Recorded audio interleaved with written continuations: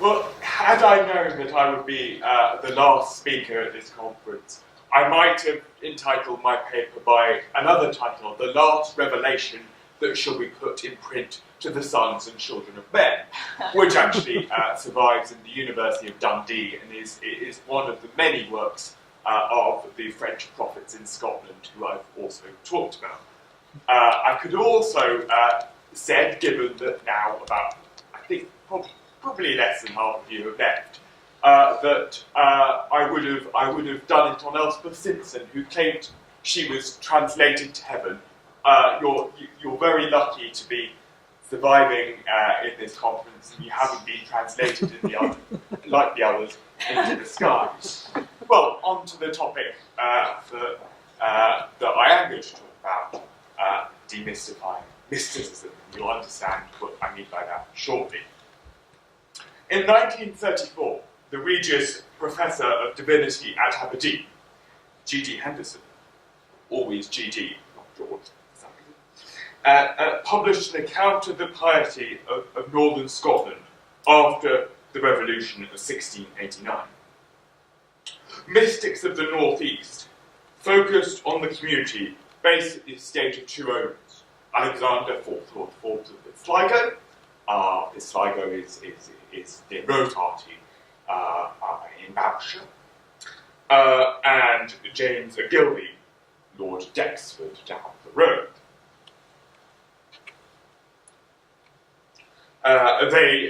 They were patrons to a group of ministers, physicians, and nobles responsible for publicising mystical literature across Britain. Henderson explains his subjects' mysticism by reference to their opposition to Presbyterianism and support for the exiled House of Stuart. He concluded that the three elements of this worldview were intimately connected. The deprivation of Episcopalian ministers from their charges following 1689 encouraged many in the northeast to embrace mysticism, which in turn led them into the service of the Jacobite pretenders. Unfortunately for later scholarship, only two of Henderson's mystics, George Garden and Alexander Forbes of Sligo, fit his picture, and neither looked particularly entirely comfortable posing for it. In reality, mysticism was embraced by middling and more than middling scholars. Political spectrum. Gilbert Burnet flirted with mysticism before he left for the Dutch Republic to become chief aide, a spin doctor to William of Orange. Burnet's kinsman, Thomas of Kemnay, acted as a link between the British establishment and Sophia, Electress of Hanover.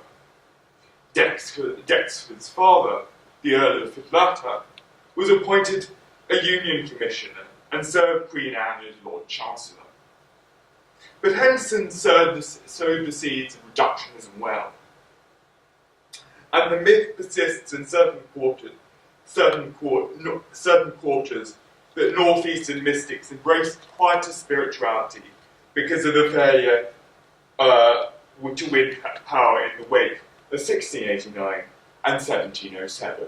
And there's now been recently there are works, including by Kelsey here, by authors who have tried to move beyond that picture and talk more about piety. There's a very good PhD student working in Aberdeen on northeastern piety, and Mary Louise Erin Schwentner is working on a biography of a joint biography of the two Garden brothers, and so hopefully this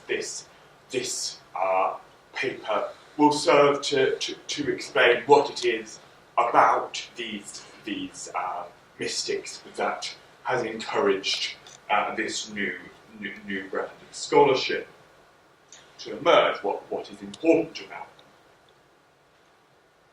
Now, Although there is an industry of scholarship that tries to reduce religious ideas to social history, and a mountain of work suggesting that mysticism, in particular, is simply a more or less stoic response to failure. We can talk about why it's stoic, it's more or less stoic in a while. The history of mysticism and Scottish engagement with it cannot be written away easily, unless its most important advocates are excluded. Christianity is inherently theological. To take Christians seriously, we need to appreciate that their ideas shape practice. That commonplace of intellectual history cannot be emphasized enough in relation to mysticism, which is all too often read as all about experience and therefore not explicable in terms historians of ideas employ.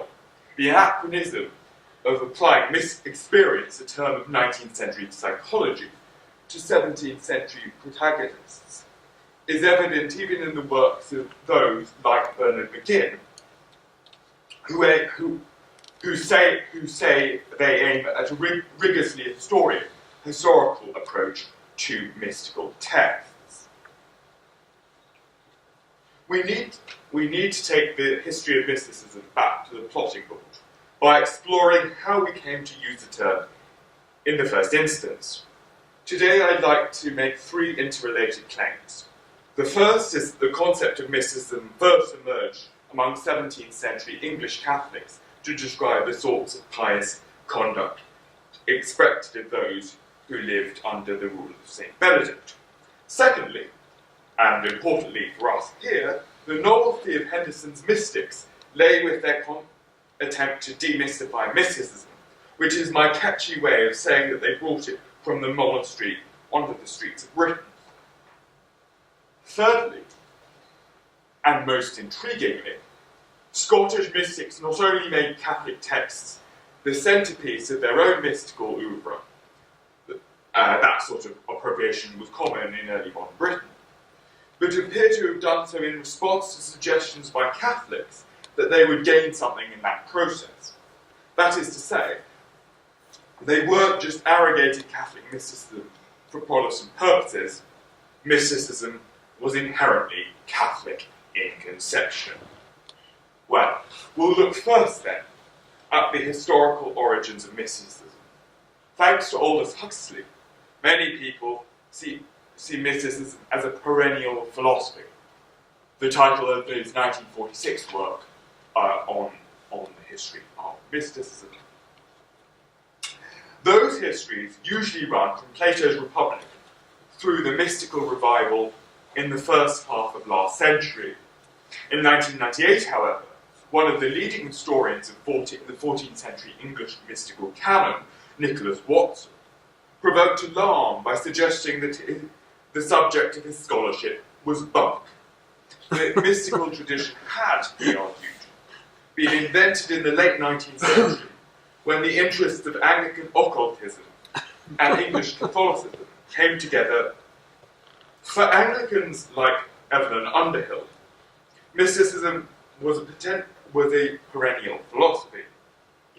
It had existed across cultures since the beginning of time. Modernizing Catholics, such as Underhill's friend Friedrich von Hugel, saw mystical theology as an alternative to the papacy's assertions of scholastic dogma. And you can read the von Hugel Underhill correspondence here in Aberdeen, St Andrews University Library, where their correspondence held. But it was in that early 20th century context that G.D. Henderson published his Mystics of the Northeast, which comes littered with footnotes to histories of mysticism penned by modernists and the Anglicans. The term, however, is not just a 20th century construction. A conceptual history of mysticism must begin in 16th century France, where an emerging language of la mystique was taken up by Pierre de Bérulle, and the new monastic order he founded, the Oratory. Late medieval French piety was intense and personal, in part because of a confusion between St. Dionysius the Areopagite and St. Denis of Paris. French contemplatives followed the Areopagite's mystical theology, which taught the necessity of abrogating our outward selves and abandoning ourselves into the divine. Barruel believed that such enthusiasm did not meet the needs of post-Reformation controversy. The oratory was conceived to assist the agenda of the Council of Trent to retrain the post-Reformation ministry, the post-Reformation Catholic ministry, in their new roles as controversialists. Oratory and mysticism was Christocentric, Christ-centric, and focused on devotions which would move the French priesthood away from its worldly vices towards a pure love of God and charity to our fellow creatures. Core elements of the Christian heritage which could appeal to anti-papal heretics. One of Barruel's colleagues in the oratory was the English monk, Bennet Canfield, who began the task of recovering the works of English contemplatives who had revived the mystical corpus. Canfield's commentary on the mystics became popular amongst English religious exiles because it was used by Augustine Baker, the confessor to the exiled nuns at Cambrai in the Spanish Netherlands. It was through Baker's Secretum Civium Mysticorum that the term mystic enters the English vocabulary to represent writers in the tradition of St. Benedict, who produced regulae for the governance of the cloistral life. Baker dubbed Benedict and his successors mystic authors for two reasons, and these are quite important for where we're going next. First, they taught that contemplation was best suited for the enclosed, secret or mystic orders. Baker suggested that mystical matters should be shielded from those outwith orders who do not use their external senses. He drew a second lexical connection between mysticism and obscurity. Mystical texts may appear unclear because we lack the proper words and terms for the expressment of matters divine. While Baker's manuscripts had stirred controversy amongst English nuns in exile since the 1630s, they didn't attract any wider attention until 1656, when they were published in a much abbreviated edition by Sir Ernest Cressy. Cressy converted to Catholicism 10 years earlier, over the Church of England's failure to unite a flock divided by civil strife. He believed monastic devotion could restore Protestants to the universal church. Cressy was introduced to mysticism at a Carthusian monastery at Paris, where he was impressed by the piety of the order. He believed that Carthusian spirituality could restore church unity because the order had continued without interruption for 600 years, in the absence of scandal or need for reformation, as the rest of the world had descended into religious and civil strife. This revelation led Cressy to Baker's works, which synthesized mystical theology practiced by the order. For Cressy, mystical theology would bring Protestants back to the universal church. He believed that dissolution of the monasteries left no place where Protestants might be instructed in piety. Protestant practical theology was undervalued because reformers had disavowed the evangelical counsels of perfection, that is, charity, poverty, and obedience, which were necessary for following the Christian life. He openly challenged Protestants to invent their own mystic divinity. Cressy's distillation of Baker, the Sancta Sophia, did not go down well with most British Protestants. From Perthshire, the minister at Bron, Alexander Pitcairn, riled against popish zealots and their mystical theology, who has exceeded all bounds, and had fallen into gross enthusiasm. Catholic mystics, for Pitcairn, were prone to receiving enthusiastic raptures and fell into ecstatic fits during their religious practices. As Liam Temple has recently shown, such opprobrium reverberated across these islands. But the link critics drew between mysticism and fanaticism failed to convince many Protestants, who believed that Cressy was right, despite his ulterior motive. Many Britons came to believe the mystic's quiet retreat made the perfect Reformation cocktail, unifying Christians in peace and love after years of fighting one another. We had divided over outward liturgies and controversy. What really mattered was our inner spiritual lives. If we learnt to direct our souls towards God, we could live in peace and harmony with our neighbours. Now to Scotland. This reformation of our lives was made possible by a whole-scale appropriation of Catholicism, of Catholic devotional literature, which was piloted north of the Tweed. Cressy's work became the standard go-to for information on the history of mystical theology. Moderate Episcopalians surrounding the Bishop of Dunblane, Robert Leighton, produced translations of European mystical texts based on reading lists originally prepared for the nuns at Cambrai. English renditions were published in cheap editions, distributed for the Society of Propagation of Christian Knowledge, and competing foundations across the archipelago. From the 1670s onwards, Leighton's followers in Aberdeen embarked on an ambitious project to disseminate mystical literature to Protestants across the European continent. James Garden produced a list of approved mystic authors and wrote a companion piece, The Comparative Theology, in which he argued that mysticism was the best way to promote the Golden Rule, love for neighbour and for God. Garden's comparative theology and his catalogue of mystic authors enjoyed a life of their own down to the 19th century, thanks to their publication by Pierre Poiret in the Bibliotheca Mysticorum Selecta of 1708.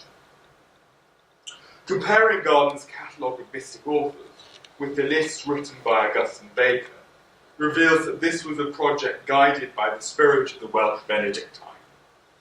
But the Scots also attempted to divorce mysticism from its Catholic associations by stripping it of two things. The two things, we'll recall, that Baker thought made it mystical in the first place.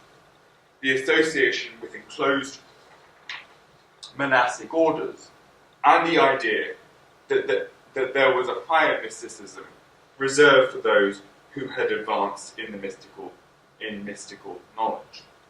I'll examine each type of demystification in turn, but first we need to ask why it was that moderate Episcopalians turned to mysticism in the first place. All that water.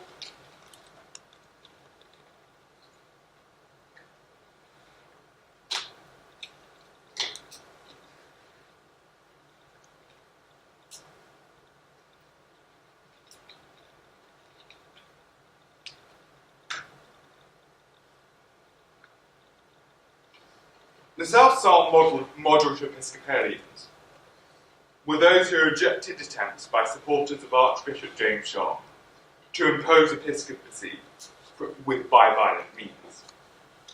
The leaders of the moderates were Robert Leighton, Gilbert Burnet, James Nairn, and Lawrence Charters. They entered the lists against Sharp's policy of ejecting Presbyterian ministers who had signed a covenant.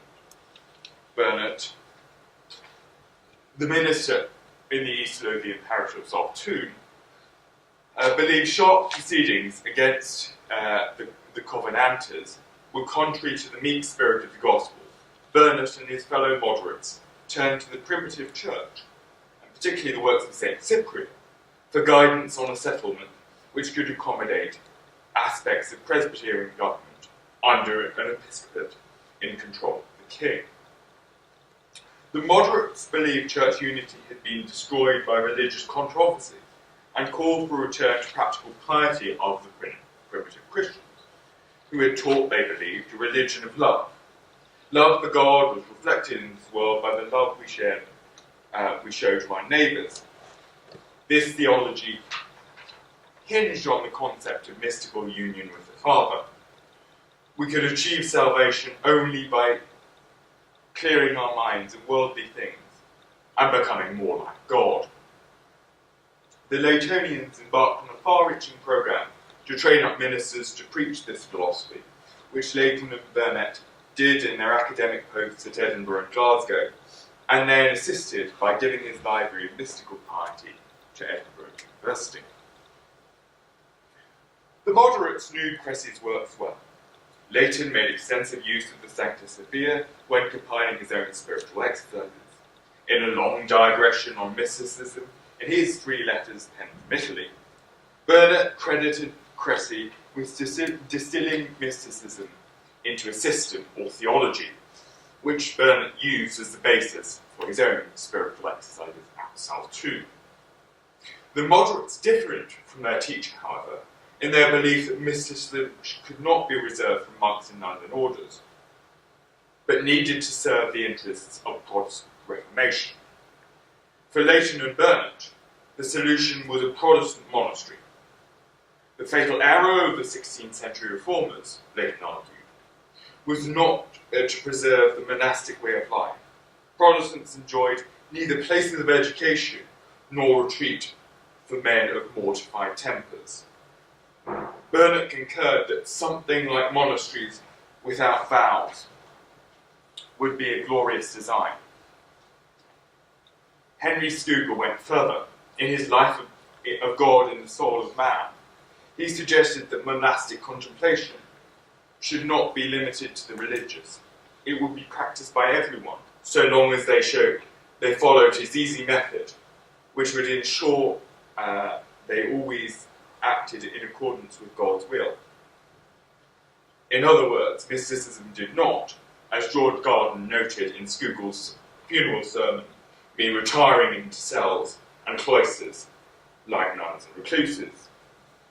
This was put into effect after 1701, when Garden went to London. He saw there a community of Protestant monastics, probably the Philadelphian Society or its precursors, and he came back to Scotland and founded a spiritual community at Rosehearty, on one of the estates of Lord Forbes of Sligo.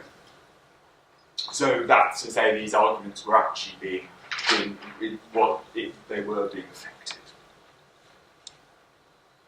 But there were also engagements with Cressy's suggestion that Protestants did not have the right to pursue the pious life. Did not have the resources to pursue the pious life. The Scottish mystics were attempting to furnish them with those resources. So, Protestant monasticism could bring mysticism from the cloister to the public sphere. But as Leighton and his colleagues found to their cost, even Protestant mysticism was open to charges of religious enthusiasm, charges rooted in its obscurity of language. The difficulties of obscurity were recognised by Burnet, who lambasted the density of Dionysius's teachings. The problem did not go away. The English mystic William Law was complaining about obscurity in the 1750s. And as late as 1827, the Scottish Enlightenment philosopher Dugald Stewart could define mystics rather brilliantly, I think, as those who, in attempting to conceal their ignorance for themselves, or from others by means of theoretical expressions, darken the study of nature by words without knowledge. The Scots attempted to tackle the problem head-on. A sermon survives by one of the mystics in the northeast, which makes a distinction between lesser mystics, like Dionysius, and greater mystics, of whom the greatest is, of course, Christ himself. The two classes have been distinguished by their position in relation to their creator. Mystics who have their maker below them, or on the same level with them, have been shunned for the lapses of their mediocre followers, who use obscure language to conceal the fact that they have not approached the inner sanctum.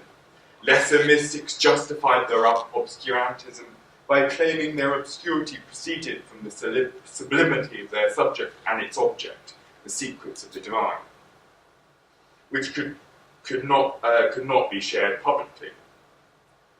Like modern doctors and chemists, like modern doctors and chemists, of whom, in fact, a lot of the mystics were. So it's interesting to bear that in mind.